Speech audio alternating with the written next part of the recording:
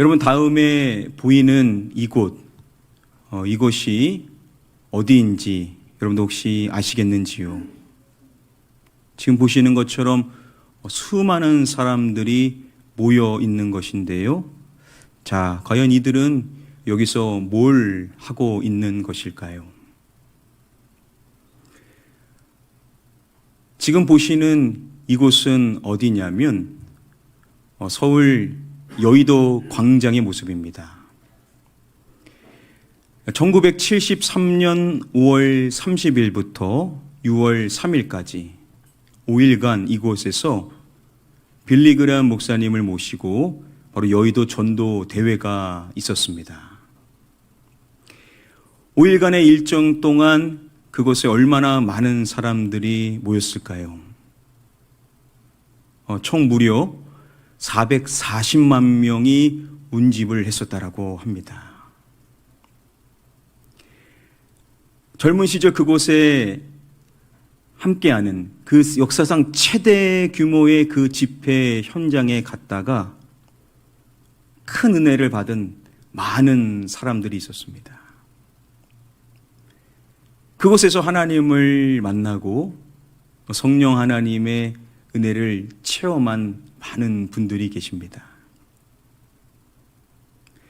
나중 목회자 3호가 되신 이종숙이라는 분은 이 당시를 떠올리면서 이러한 이야기를 하셨습니다.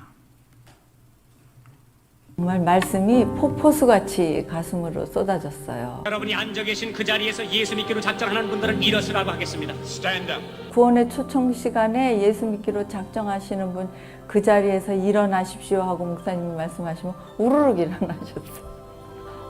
막 그 확신 가운데 기뻐하고 눈물을 흘리고 이러는 분들을 많이 봤거든요. 그 광장을 덮었던 그 수많은 분들이 오늘날 한국 교회를 부흥시킨 귀중한 한 분 한 분이다 이렇게 생각합니다. 이렇게 우리 한국 교회에 지대한 영향을 주게 되었었던 1973년도의 빌리그람 여의도 전도 대회, 참 중요한 대회가 아닐 수가 없을 것입니다. 김영한 교수님에 따르면요, 바로 1973년도에 그 대회, 빌리그람 여의도 전도 대회가 일어날 수 있는 일에 있어서 지대한 영향을 주었었던 것이 있었습니다.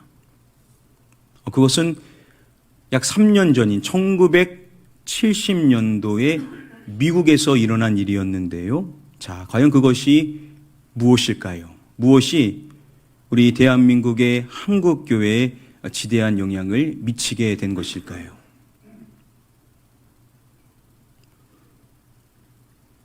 (1969년 8월 15일) 뉴욕의 우드스탁에서 락 페스티벌이 열렸습니다. 그곳에 40만 명이 넘는 젊은이들이 술과 마약과 성의 해방과 그리고 자유를 외치면서 3일간의 태폐와 향락을 즐겼습니다. 그 모습만 봤었을 때는요, 미국의 암흑과도 같은 미래의 어두움만이 보일 뿐이었었습니다. 자, 그러나 하나님께서 미국의 젊은이들을 결코 버리지 않으셨다라는 것을 알 수 있는 사건이 나중에 일어나게 됩니다. 1970년 2월 3일 켄터키주의 에즈베리 대학교의 월요일 채플 시간이었습니다. 평소와 같이 약 1000여 명의 교수진과 학생들이 모여서 예배를 드리고 있었습니다. 그런데 어느 순간 성령님께서 온 회중 가운데 역사하기 시작하셨습니다. 그들의 마음이 뜨거워졌고 눈에서는 눈물이 흘렀습니다. 온 회중은 거룩한 하나님의 임재 앞에 하나가 되어서 조용히 울면서 기도하고 또 찬양을 했습니다.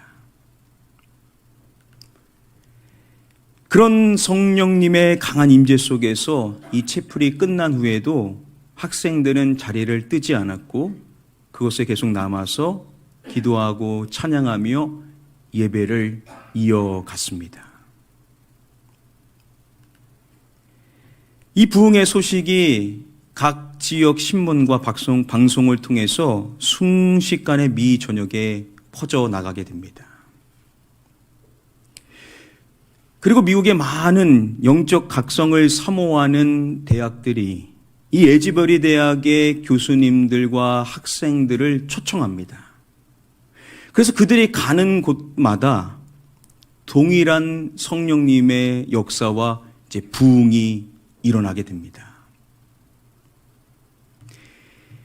그 에즈베리 대학의 이 부흥은요, 캠퍼스의 각성을 넘어서 미국 대중전도 운동으로까지 이어지게 됩니다. 자, 그렇게 미국 내에 대중전도 운동이 일어나게 되었었는데 바로 그것이요, 3년 후 1973년 우리 대한민국의 빌리 그레엄 목사님을 모시고 여의도에서 했었던 전도 대회까지 이어지게 되었다는 것입니다. 바로 그것이 약 3년 전에 있었던 1970년대 소위 에즈베리 부흥의 사건이었었습니다.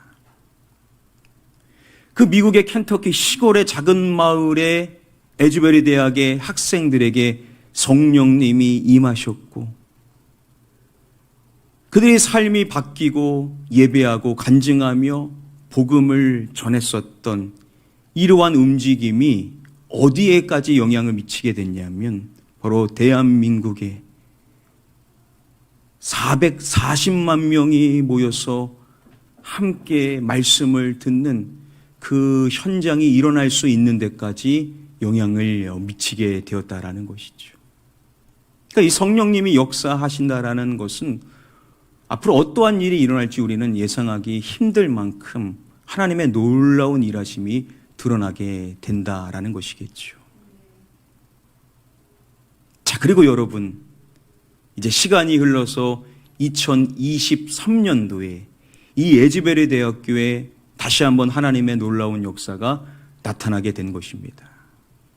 누군가는 그것을 리바이벌, 부흥이라고 칭하고 에즈베리 대학교에서는 에즈베리 아웃포링, 부어주심이라고도 칭하는 것입니다. 그런데 에즈베리 신학교에서는 또 다른 용어를 쓰고 있습니다. 에즈베리 어웨이크닝이라는 단어를 쓰고 있는 것입니다. 각자가 좀 더 다른 용어를 통하여서 부각시키고자 하는 중요한 점들이 있는 것이겠죠. 여기서 말하는 이 단어, 바로 spiritual, 영적인 각성을 말하고 있는 것입니다. 그 가운데 영적인 각성이 일어남으로써 젊은이들이 이제 깨어나게 되었다라는 것이겠죠. 성경에는 영적 각성이라는 단어가 나타나지 않지만 원어의 개념을 통하여서 이 영적 각성이 무엇인지를 설명해 준다라고 할 수 있는 몇몇 구절들이 있습니다. 그 가운데 하나가 오늘 본문인 로마서 12장 2절의 말씀입니다. 우리 함께 다음의 말씀 한 목소리로 읽어보도록 하겠습니다. 시작. 너희는 이 세대를 본받지 말고 오직 마음을 새롭게 함으로 변화를 받아 하나님의 선하시고 기뻐하시고 온전하신 뜻이 무엇인지 분별하도록 하라. 말씀을 보시면은 마음에 대하여서 이야기를 하고 있습니다. 마음을 새롭게 함으로. 자, 마음이 새롭게 되는 것. 바로 이것이 영적 각성의 한 모습이다라고 이야기를 합니다. 자, 그러면 영적 각성, 마음이 새롭게 되는 것, 그 대상을 칭하는 것이 있습니다. 이 무엇이라고 말하죠? 바로 세대를 이야기하고 있습니다. 너희는 이 세대를 본받지 말아야 된다라고 이야기를 하는 것이죠. 그러면서 마음을 새롭게 하는 것에 대하여서 연결하여 이야기를 한다라는 것입니다. 즉 영적 각성이라는 것은요, 무엇이 전제되어져야 되냐? 바로 이 세대를 본받지 않는 것이 전제되어야만 한다라는 것을 이야기하는 것입니다.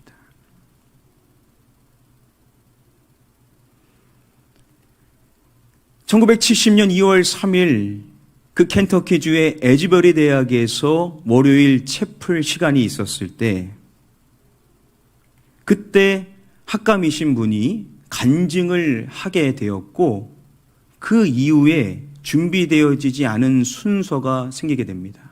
바로 한 남학생이 나와서 이야기를 하는데, 그때 무슨 이야기를 했냐면 모든 사람들 앞에서 자신의 죄를 고백했고, 하나님께서 어떻게 자신을 용서하시고 회복시키셨는지, 그로써 그의 영적인 필요가 어떻게 채워졌는지를 그가 간증을 하게 됩니다. 바로 그 순간에 성령님께서 온 회중 가운데 역사하기 시작하셨던 것이었습니다. 바로 그 시작점이 무엇이었냐면, 그 남학생이 사람들 앞에서 자신의 죄를 감추지 않고 이제 고백하는 것이었다라는 것이죠. 얼마나 여러분 부끄럽겠습니까? 그런데 자신이 감추었었던 그 죄를 고백하는 그 고백 가운데 성령님께서 온 회중 가운데 역사하기 시작했다라는 겁니다.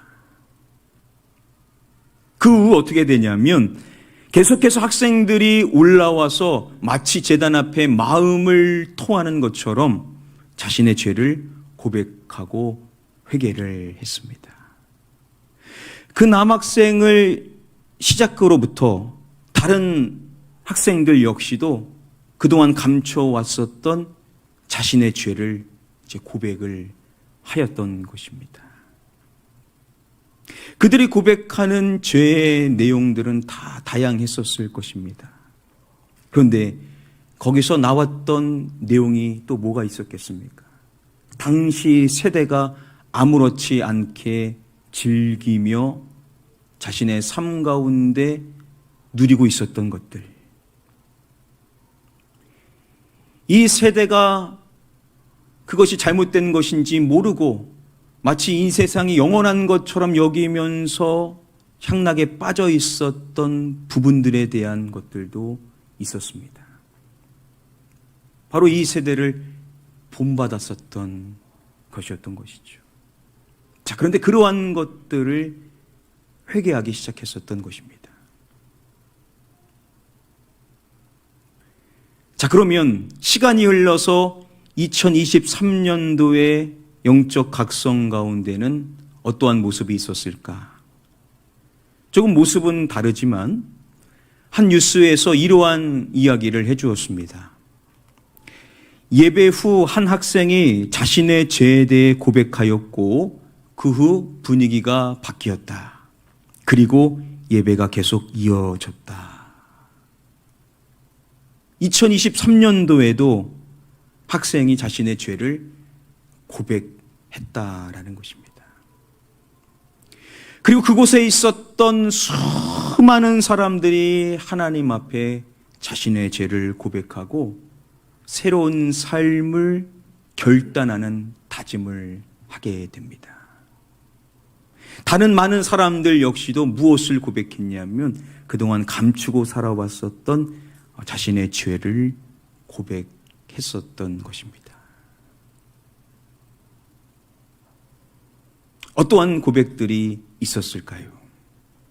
이 세대가 행하고 있는 일들이 당연히 있었겠죠. 에즈베리 신학교에서 PhD를 하고 있는 김하진이라는 목사님께서 한 학생의 이야기와 또 당시 학생들이 고백했었던 내용들에 대해서 말합니다. 한 남학생이 자기가 이 음란물에 중독이 되어 있었는데 그것을 공개적으로 회개했습니다. 그러자 이 대학생의 20명 되는 친구들, 남자 학생들이 그 친구에게 모여서 함께 기도하면서 울부짖으면서 회개하고, 예를 들어서 음란물, 포르노그래피 이런 문제들 뿐만 아니라 뭐 컴퓨터 게임, 그리고 뭐 미디어 사용하는 거, 그리고 뭐 약물 중독, 또 음식에 대한 중독들, 이런 것들에 있어서 여러 변화가 있었고, 한 남학생이 자신이 음란물에 중독되어 있다라는 것을 고백한 것입니다. 그러자 그의 친구 20명이 함께 모여서 기도하면서 울부짖으면서 회개를 하게 된 것입니다. 똑같은 그 중독의 문제가 있었던 것이겠죠. 음란물뿐만 아니라 컴퓨터 게임, 미디어 사용, 그리고 약물, 음식에 대한 중독들의 문제. 이 세대들 가운데 아무렇지 않게, 심각하지 않게 여기면서 그것에 빠져 살아왔었던 그 문제에 대하여 자각하게 되었고, 영적 각성을 통하여서 이것을 죄로 이제 고백하면서 회개를 했었다라는 것입니다.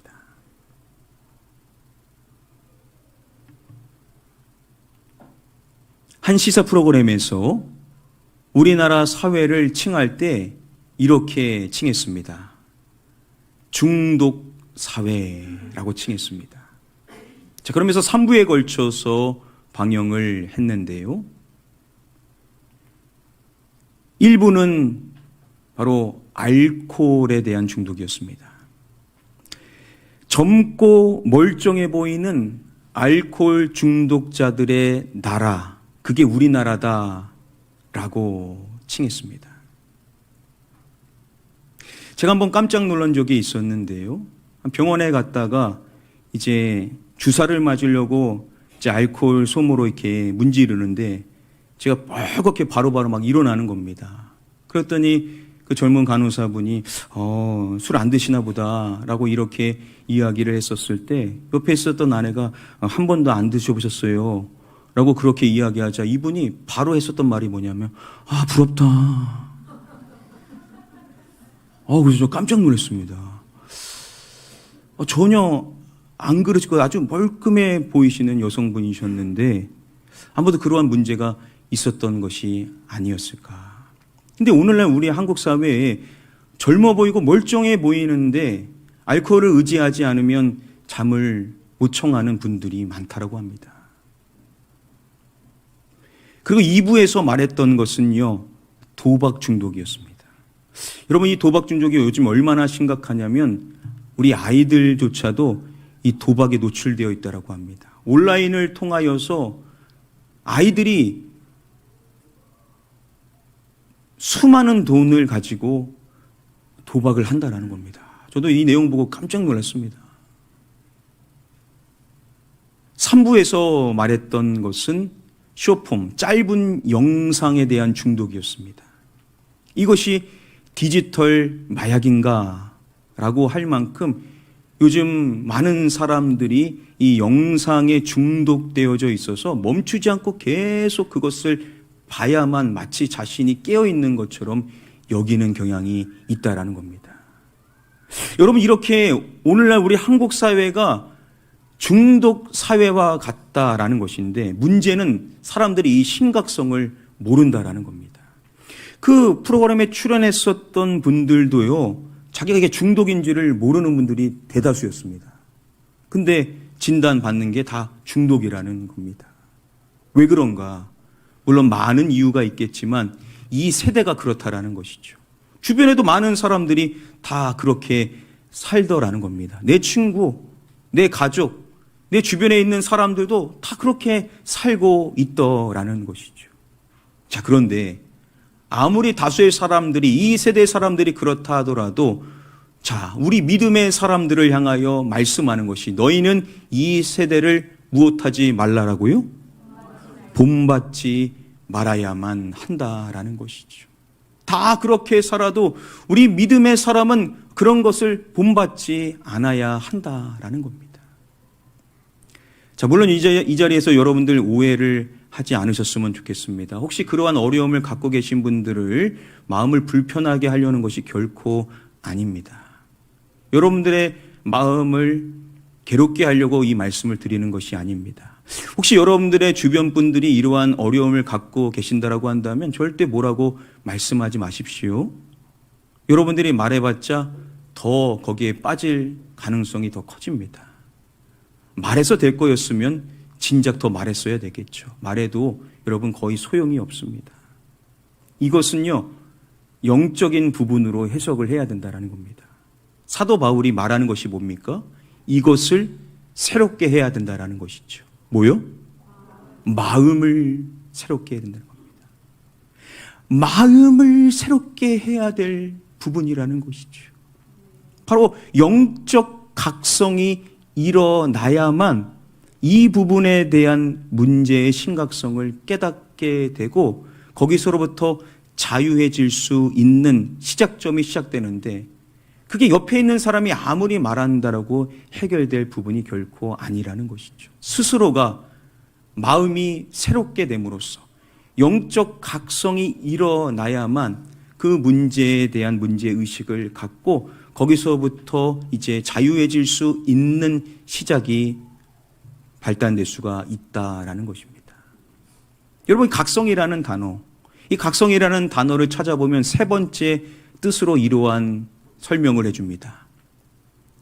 자기의 잘못을 깨달음. 자신의 잘못을 깨닫는 것, 바로 이게 각성이라는 것이죠. 스스로가 깨달아야 되는 것입니다. 옆에서 누가 말한다고 되는 문제가 아니라는 것이죠. 우리 성령님께서는 우리를 깨우쳐 주시는 분이십니다.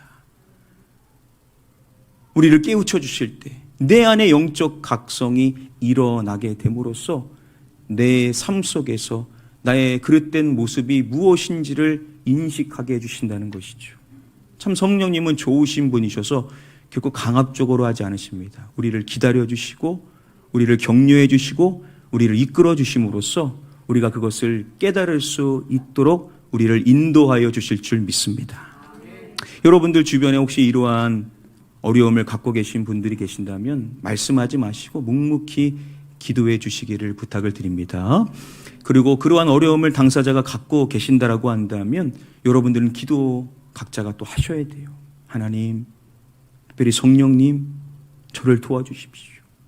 저에게 영적 각성을 일으켜 주셔서 제 삶 가운데 고쳐야 될 부분이 무엇인지를 깨닫게 하여 주셔서 저의 마음을 새롭게 하여 주시옵소서. 여러분, 이렇게 기도하시기를 주님의 이름으로 부탁을 드립니다. 여러분들이 결단하고 여러분들의 마음을 잡고 여러분들의 마음을 새롭게 하고자 할 때 우리 좋으신 성령 하나님께서 여러분들의 마음을 새롭게 하시고 각성을 이룩하게 하여 주셔서 여러분들이 살이 삶이 새로워질 수 있도록 인도하여 주실 줄 믿습니다. 우리 다시 한번 다음에 본문 말씀 한 목소리로 읽어보겠습니다. 시작. 너희는 이 세대를 본받지 말고 오직 마음을 새롭게 함으로 변화를 받아 하나님의 선하시고 기뻐하시고 온전하신 뜻이 무엇인지 분별하도록 하라. 오늘 이 주어진 말씀을 우리가 두 부분으로 크게 나눠서 볼 수가 있습니다. 전반부의 내용은 do not, 하지 말아야 될 것이 무엇인지를 우리가 생각하는 데에 초점을 맞춰서 이 세대를 본받지 말아야 될, 내가 행하지 말아야 될 일이 무엇인지에 대해서 말하고자 한다면, 후반부의 내용은 do, 내가 뭘 해야 하는가에 대해서 우리가 한번 생각해 볼 수 있는 말씀으로 접근을 할 수가 있습니다. 말씀 중간에 보면 하나님을 말합니다. 하나님을 말할 때 하나님의 선하시고 기뻐하시고 온전하신 뜻을 말하죠. 그리고 마지막에 말하는 것이 그것이 무엇인지 무엇하도록 하라라고 명령을 하고 있습니다. 무엇인지 분별하도록 하라. 하나님의 선하시고 기뻐하시고 온전하신 뜻이 과연 무엇인지 그것을 우리가 분별해야만 한다라는 것입니다. 우리 믿음의 사람들은요, 뭘 잘해야 되냐? 사고를 잘해야만 합니다. 믿음이 좀 없는 사람들은 항상 자기 생각을 많이 하게 됩니다. 내가 원하는 것, 내가 바라는 것, 내가 추구하는 것, 이러한 것들만을 생각하고자 한다면 믿음의 사람들은 하나님을 자꾸 생각하는 것이죠. 하나님 중심의 사고를 하는 것인데, 특별히 하나님의 선하신 뜻이 무엇일까? 하나님의 기뻐하시는 뜻이 무엇일까? 우리 하나님의 온전하신 뜻이 무엇일까? 특별히 나의 삶의 현장 가운데 하나님께서 나에게 바라시는 그분의 그 선하시고 기뻐하시고 온전하신 뜻이 무엇일까? 이것을 우리가 자꾸 생각해야만 될 줄 믿습니다. 성령님은 우리의 생각을 심어주시고 그 생각을 도와주시고 우리가 하나님의 선하신 생각과 기뻐하시고 그분의 온전하신 뜻을 자꾸만 생각하려고 할 때 우리를 기뻐하시고 우리에게 그 생각이 더욱 깊어지고 그 생각이 열매를 맺을 수 있도록 우리를 도와주실 줄 믿습니다.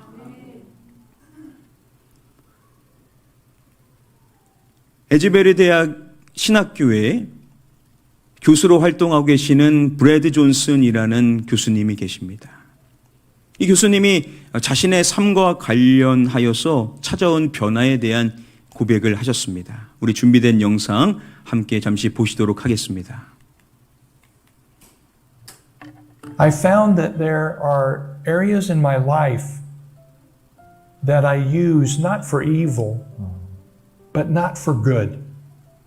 And really taking my phone when I have a few minutes and just looking at short videos.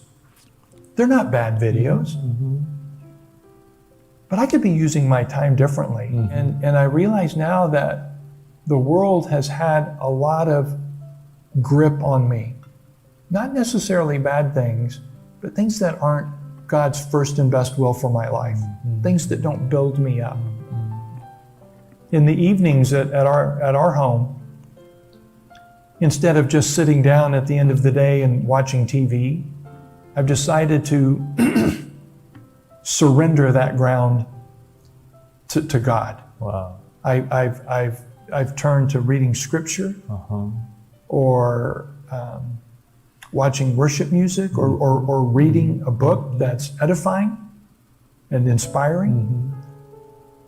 And now I don't miss the old. Wow. I look forward to the new. 브래드 존슨 교수님이 고백하는 내용이 뭐냐면 전에는 자신이 깨닫지 못했었는데 자신이 상당 부분 이 세상의 지배를 받고 있다라는 사실을 깨닫게 되었다는 겁니다. 영적 각성이 일어나게 되었었던 것이죠. 자신의 삶의 습관 가운데 잠깐 몇 분만 시간이 나도 휴대폰으로 짧은 동영상을 보곤 했다라는 것입니다. 안 봐도 되는데 자꾸만 그걸 보게 되었다라는 것이죠. 그게 좋고 나쁜가를 떠나서 그것이 하나님을 최우선으로 하는 모습이 아니다라는 것이죠. 그것이 자신의 삶에 영적으로 가장 좋은 것이 아님은 분명했다라는 것입니다. 그래서 이전에는요, 저녁에 집에 가면 늦은 시간까지 그냥 앉아서 TV를 봐왔다면 이제 그 자리를 하나님께 내어드리기로 이제 결단을 하게 되는 것입니다. 그래서 텔레비전을 보는 것 대신에 그 시간에 성경을 읽고 또 찬양을 듣거나 또 경건 서적을 읽기로 그렇게 결단을 내리게 되었다라는 것이죠. 바로 이 브래드 존슨 교수는 사고한 것입니다. 분별한 것이죠. 무엇을 분별했냐?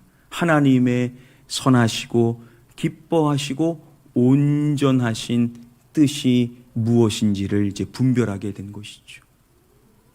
먼저는 무엇이었습니까? 자신의 삶에서 영적 각성을 통하여 자신이 중단해야 될 것이 무엇인지를 먼저 깨닫게 되었고, 그리고 끝내는 것이 아니라 하나님이 무엇을 원하실까? 하나님이 내 삶의 그 현장 속에서 나의 그 가정 안에서 나에게 무엇을 원하실까? 그것을 이제 분별하여서 자신이 이제 그것을 행하면서 살아가기를 이제 결단하게 되더라는 것입니다. 여러분, 이것이 영적 각성이 아니고 뭐겠냐라는 것이죠. 이제 말씀을 맺고자 합니다. 말씀을 맺을 때 여러분들에게 마지막으로 두 가지의 질문을 드리고자 합니다. 첫 번째 질문입니다. 영적 각성으로서 내가 하지 말아야 할 것은 무엇인가?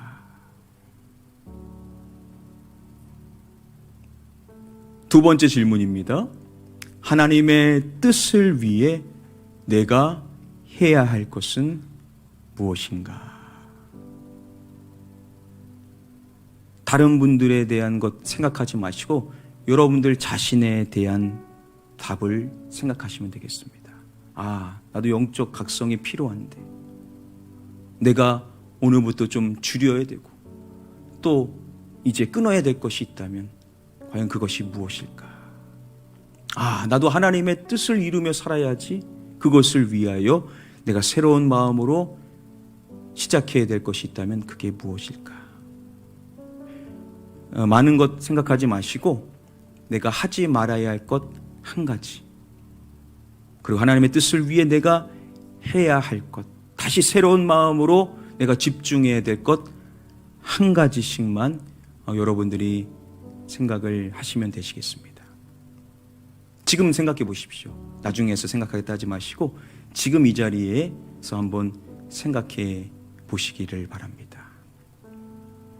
내가 이 세대를 본받아서 나도 문제의식 없이 그냥 습관적으로 했었던 것, 이제 내가 좀 중단해봐야 할 것, 과연 그게 무엇일까? 먼저 한 가지만 떠올려 보시고, 하나님의 선하시고 기뻐하시고 온전하신 뜻을 위하여 내가 이제 새롭게 다시 집중하여 행해야 될 한 가지를 생각해 보시기를 바랍니다. 성령님은 지금 여러분들 가운데 운행하셔서 지금 여러분들에게 생각을 심어주시고 하나님의 뜻을 붙잡을 수 있게 하시고 여러분들이 가지는 그 결단을 도와주시는 여러분들의 좋으신 성령 하나님이신 줄 믿습니다. 그 하나님을 의지하시면 되십니다. 내 힘으로는 안 됩니다, 여러분. 해보셨잖아요. 안 돼요, 이거. 옆에서 아무리 뭐라고 한다고 되는 문제가 아닙니다.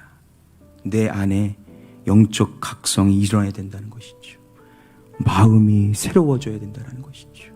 내가 이 세대를 본받지 않아야 된다라는 그 생각이 내 안에서부터 일어나서 마음이 변화되어져야만 할 문제라는 것이죠. 영적인 문제입니다, 여러분.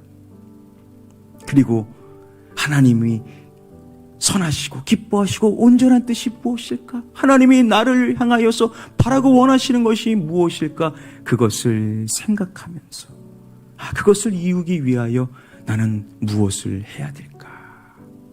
이렇게 여러분들이 깊이 곰곰이 생각하면서 여러분들의 삶의 방향을 하나님의 뜻에 맞춰 가다 보면요, 여러분들도 모르게 자연스럽게 여러분들이 원치 않았었던 그 일이 여러분들에게서 벗어나게 되고 여러분들의 삶의 은혜의 모습이 드러날 수 있게 될 줄 믿습니다. 또다시 우리가 그것을 행해도 괜찮습니다, 여러분. 하나님은 좋으신 분이시고 이미 예수 그리스도를 통하여서 우리의 미래 모든 죄까지도 다 씻어주시는, 우리를 용서하시고 우리를 참아주시고 기다려주시고 우리를 품어주시는 긍휼의 하나님입니다. 중요한 건 내가 내 안에서부터 마음의 변화가 일어나 각성이 일어나 내가 이 세대를 본받지 않고 하나님의 선하시고 기뻐하시고 온전하신 뜻이 무엇일까? 내가 하나님 생각을 하며 하나님의 뜻을 구하며 하나님의 기쁨이 되고자 내 삶의 방향을 그렇게 이끌어 나가기를 우리 하나님은 기다리고 계시고 이를 위하여 여러분들을 도와주실 것이고 여러분들의 삶 가운데 은혜와 축복을 부어주실 줄 믿습니다. 한 주간 저도 기도하면서 기대하면서 여러분들의 모습을 그려보면서 여러분들의 삶 가운데 그동안 풀리지 않았었던 어려움들이 풀리고 자유케 되어지고 여러분들이 하나님의 뜻을 추구하며 기쁨과 행복과 감격의 삶을 살게 될 줄 믿습니다. 그 하나님을 찬양하시고 그 하나님을 높이시고 그 하나님께 쏙 빠져서 여러분 하나님 중심의 삶을 살아가는 그 기쁨과 행복을 맛보실 수 있는 저와 여러분들 다 되시기를 주님의 이름으로 간절히 축복하며 축원합니다.